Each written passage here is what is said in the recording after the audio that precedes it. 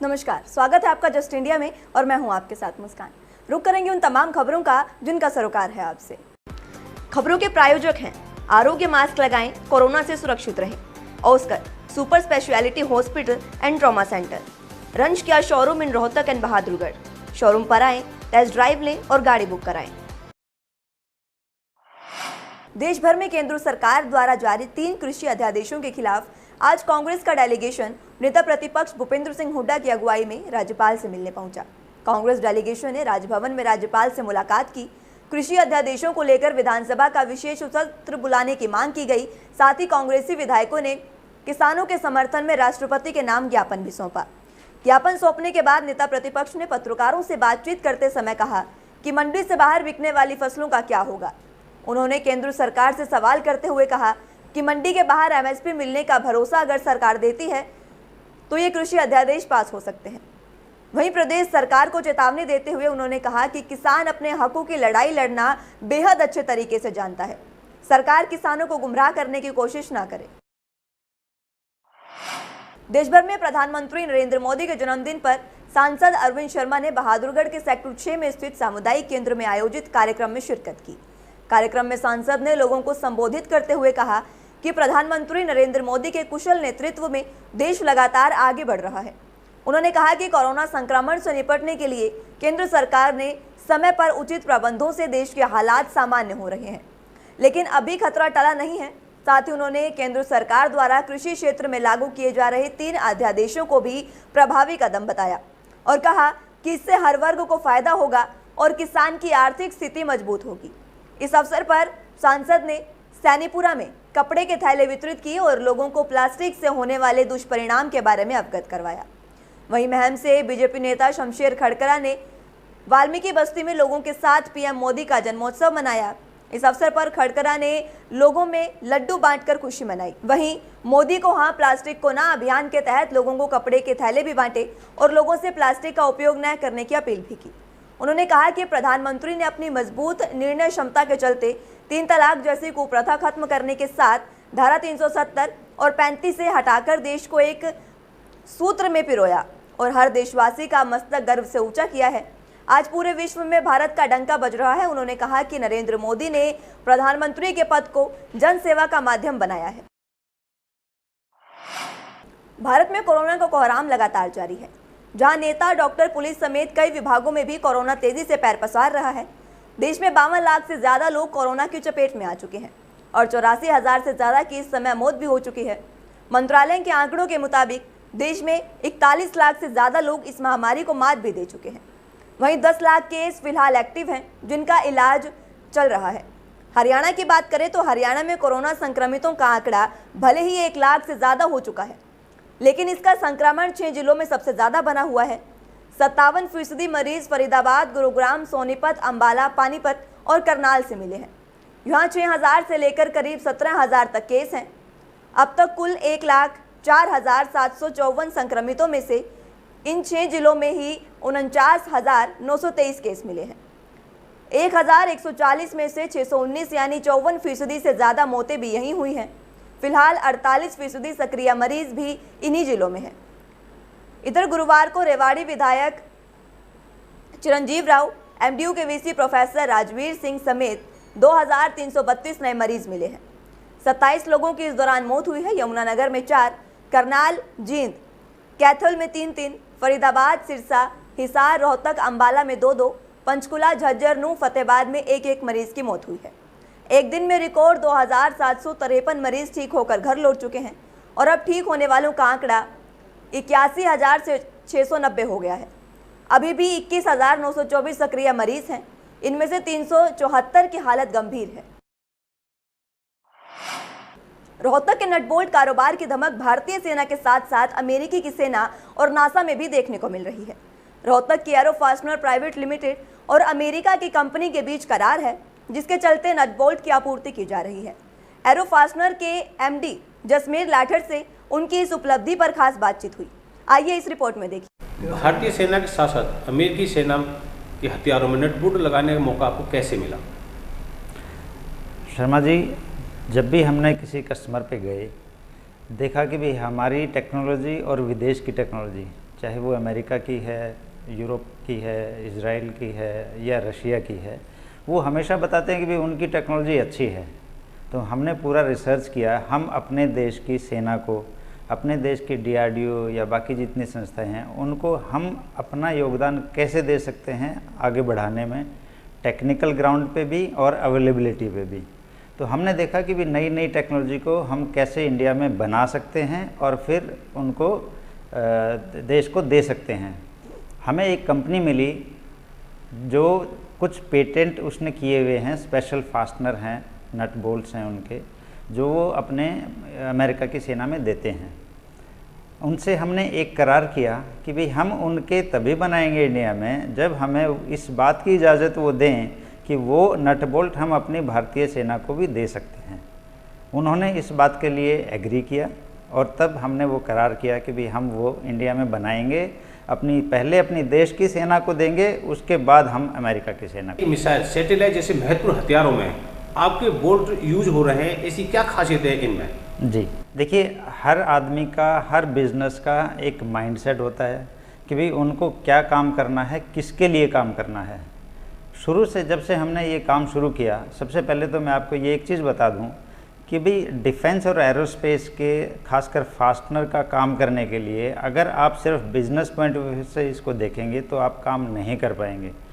ये as a business नहीं है जब तक आपके अंदर देशभक्ति की भावना नहीं होगी, उसको नेशन को सर्व करने की भावना नहीं होगी, क्योंकि इसमें ज़्यादा वैल्यू नहीं है, तो तब तक आप ये काम नहीं करेंगे। तो हमने जो शुरू किया, इसको किया देशभक्ति की भावना से कि हम उनको कैसे अपने योगदान से सहयोग दें, हम अपने जो एक्सपर्टीज़ है हमारी, उससे क्या हम योगदान दे सकते हैं।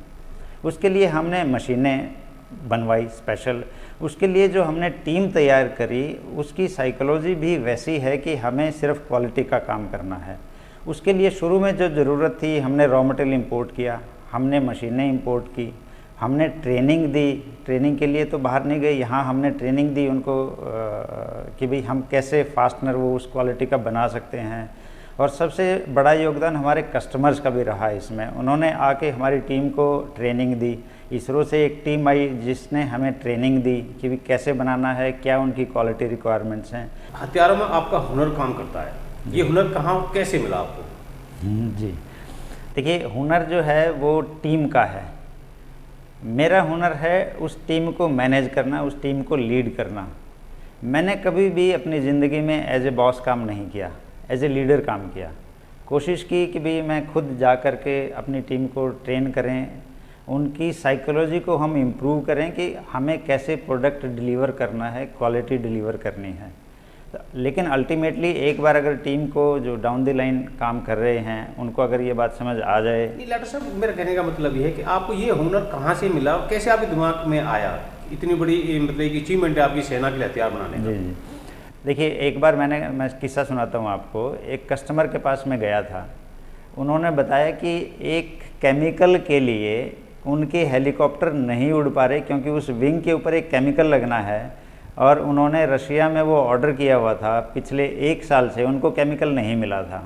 उन्होंने बताया कि इस तरीके से नट बोल्ट में भी सेम प्रॉब्लम है। 2-2, 3-3 साल तक सिर्फ नट बोल्ट ना होने की वजह से हेलीकॉप्टर नहीं उड़ पा रहे थे सेना के। तो तब मैंने सोचा कि भाई इतनी छोटी सी चीज़ के लिए अगर हमारी सेना को इतनी बड़ी प्रॉब्लम है तो हम अपना योगदान क्यों ना दें उसमें। लाड सर, आपके इस अचीवमेंट पर देश, हरियाणा, रोहतक को गर्व है जी। आगे क्या टारगेट है वही आपके? शर्मा जी देखिए, अभी क्या है, जब भी कोई विपत्ति आती है देश पे या ऐसी ज़रूरत आन पड़ती है तो आप देखेंगे मीडिया में, न्यूज़ चैनल्स पे एक ही बात होती है कि भाई इंडिया में हथियारों की कमी है। नेक्स्ट जो हमारा एक्शन है या नेक्स्ट जो हमारा प्लान है वो है उसकी सब असेंबली। मिसाइल्स की सब असेंबली हो सकती है, वो सैटेलाइट्स की सब असेंबली हो सकती है, ताकि हम धीरे धीरे उनका आयात बंद करें। हम इंडिया में इतना सेल्फ सफिशिएंट बनाएं कि कम समय में हम वो हथियार उपलब्ध करा सकें। इतना ही नहीं, मैं ये चाहता हूँ कि वो हथियार हम यहाँ बनाएं और उसको हम दूसरे देशों को निर्यात करें, एक्सपोर्ट करें, तब आएगा मज़ा। बहुत बहुत धन्यवाद आपका डॉक्टर साहब, जस्ट इंडिया से बात करने के लिए। प्रधानमंत्री नरेंद्र मोदी के जन्मदिन पर कांग्रेस ने देश भर में राष्ट्रीय बेरोजगार दिवस के रूप में मनाया। इस अवसर पर रोहतक में कांग्रेस के कार्यकर्ताओं ने सरकार के खिलाफ पकोड़े तलकर प्रदर्शन किया। वहीं एनएसयूआई के प्रदेश प्रवक्ता अमन वशिष्ठ ने केंद्र और प्रदेश सरकार पर निशाना साधते हुए कहा कि बीजेपी राज में देश में बेरोजगारी दर निरंतर बढ़ रही है। देश में 214 से बीजेपी राज आने के बाद रोजगार के अवसर नहीं बढ़े हैं। उन्होंने केंद्रीय गृह मंत्री की सोच पर रोष प्रकट करते हुए कहा कि गृह मंत्री ने अपनी निम्न सोच से देश के युवाओं को कहा था कि देश का युवा केवल पकोड़े तलने के लिए ही बना है। वहीं प्रधानमंत्री मोदी पर तंज कसते हुए एनएसयूआई प्रदेशाध्यक्ष ने कहा कि मोदी जी दाढ़ी बढ़ाने से कुछ नहीं होगा, देश में रोजगार बढ़ाओ। वहीं केंद्र सरकार से देश को उन्नति के पथ पर लेके जाने की अपील भी उन्होंने की। पिछले 2014 से 2020 तक कोई रोजगार नहीं मिला। मैं माननीय प्रधानमंत्री जी से व देश के माननीय गृह मंत्री श्री अमित शाह जी से कहना चाहूँगा कि जिस तरह अमित शाह जी ने अपनी निम्न सोच से हमारे देश के पढ़े लिखे युवा को ये कहा था, पढ़े लिखे युवा अपना पकोड़ा तले, उनकी मैं सोच पे हम सभी अपना एक रोष प्रकट करते हैं। पीएम मोदी के 17वें जन्मदिन पर इंद्री उपमंडल के गांव खेड़ीमान सिंह स्थित सेंट थॉमस पब्लिक स्कूल में गोविंद वेलफेयर सोसाइटी द्वारा एक रक्तदान शिविर का आयोजन किया गया। इस रक्तदान शिविर में 48 यूनिट रक्त एकत्रित किया गया। इस मौके पर करनाल रेड क्रॉस सोसाइटी के सचिव कुलबीर मलिक और कई राष्ट्रीय और अंतर्राष्ट्रीय पुरस्कार पाने वाले रक्तदानी डॉक्टर सुरेश सैनी ने विशेष रूप से शिरकत की। संस्था के प्रधान रणबीर संधू ने बताया कि उनकी संस्था द्वारा ये चौथा रक्तदान शिविर लगाया जा रहा है। उन्होंने कहा कि देश के प्रधानमंत्री नरेंद्र मोदी का जन्मदिन है, इसी उपलक्ष्य में ये रक्तदान शिविर लगाया गया है। रणबीर संधू ने बताया कि कोरोना महामारी के दौरान लगे लॉकडाउन में स्पेशल परमिशन लेकर 24 अप्रैल को भी उनकी संस्था द्वारा रक्तदान शिविर लगाया गया था, जिसमें काफी संख्या में लोगों ने रक्तदान किया था। संधू ने कहा कि उनका प्रयास रहता है कि ज्यादा से ज्यादा रक्तदान शिविर लगाए जाएं ताकि किसी को भी रक्त की कमी ना हो और अपनी जान उन्हें ना गंवानी पड़े। रेड क्रॉस सोसाइटी के सचिव कुलबीर मलिक ने कहा कि थैलीसीमिया से पीड़ित मरीजों को बार बार रक्त बदलने की जरूरत होती है, ऐसे में उनको रक्त की कमी ना पड़े, इसलिए शिविरों का आयोजन किया जा रहा है और रक्त की कमी पूरी की जाती है। पहले भी हमारा 4th ब्लड डोनेशन कैंप है सोसाइटी की तरफ से, और रेड क्रॉस सोसाइटी के साथ मिलकर हम लगाते हैं हमेशा। हमारे साथ करीब 50 के आसपास हर बार वॉलंटियर ब्लड डोनेट करते हैं। लॉकडाउन के दौरान भी हमने स्पेशल परमिशन लेके 24 अप्रैल को एक ब्लड डोनेशन कैंप लगाया था, जिसमें बहुत अच्छा रिस्पॉन्स मिला था। जिला रेड क्रॉस सोसाइटी करनाल आज संधू साहब द्वारा जो ये कैंप ऑर्गेनाइज किया गया है खेड़ीमान सिंह गाँव में, मैं इसको बहुत धन्यवाद देता हूँ। कभी आपसी रंजिश के चलते तो कभी अन्य कारणों के चलते प्रदेश में लगातार हत्याओं का जैसे दौर सा चल गया है। बदमाशों के हौसले इस कदर बुलंद हैं कि वो चोरी डकैती तो अलग, किसी की हत्या करने से भी बाज नहीं आ रहे। ताज़ा मामला रोहतक के महन से सामने आया, जहां शुक्रवार सुबह सरे बाजार युवक का शव मिलने से सनसनी फैल गई। जिसकी सूचना मिलने पर मौके पर पहुंची पुलिस ने मृतक की जेब से एक आधार कार्ड भी पाया और आधार कार्ड भिवानी की राजीव कॉलोनी निवासी अमित के नाम पर रजिस्टर है। वहीं शव से थोड़ी दूर एक बाइक भी पड़ी मिली है। युवक की उम्र करीब 20 साल की बताई जा रही है। बता दें कि युवक के चेहरे पर चोट मारकर उसकी हत्या की गई है। आशंका जताई जा रही है कि देर रात हत्याकांड को अंजाम दिया गया। पुलिस ने मृतक के परिवार को भी सूचना दे दी है, जो अभी तक मौके पर नहीं पहुंच पाए हैं। बहरहाल पुलिस को सीसीटीवी फुटेज भी मिली है, जिसके आधार पर आगे की कार्रवाई की जा रही है। मिली थी कि एक डेड बॉडी पड़ी है, जो इस संबंध में पुलिस मौका पर आई और जांच की, तो जिसके सिर में और शरीर पर काफ़ी चोटों के निशान है, जो प्रेमा फेसाई से मर्डर का मामला लगता है। इसकी जो पहचान है, इसके जो डॉक्यूमेंट्स मिले हैं वो अमित भिवानी के नाम से मिले हैं, जो अभी इनके जो परिजन हैं लोकल थाना के माध्यम से उनको सूचित किया जा रहा है और इसमें जो आसपास सीसीटीवी हैं उनकी फुटेज ली जाएगी। अभी इसमें जो मामला दर्ज करके इन्वेस्टिगेशन अमल में लाई जाएगी। खबरों के प्रायोजक थे Pramod trading company, tiles, sanitary ware, Ghanipura, Jhajjar road, Rohtak. Asian colour coated Ispat limited. Be Fast Fit, India's fastest growing fitness chain, now at Rohtak D Park. Corona महामारी से लड़ने के लिए आरोग्य मास्क लाया है आपके लिए सबसे आधुनिक मास्क। इसके साथ ही आपको मिलेगी आधुनिक PPE किट, वो भी बहुत ही सस्ते रेट पर। contact@arogyamask.com पर जाएं और हमसे संपर्क करें या फिर www.arogyamask.com से जुड़ें। इसके साथ ही आप हमें कॉल कर सकते हैं। हमारा पता है Anand international, plot number 181, sector 25, Panipat, Haryana.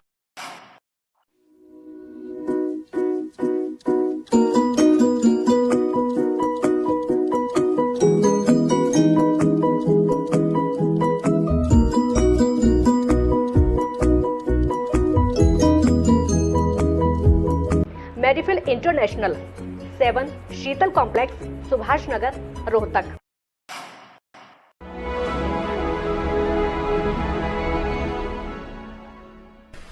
चाचा, आपने नया घर बनवाया है तो घर की छत पर कौन सी शीट लगवाई है?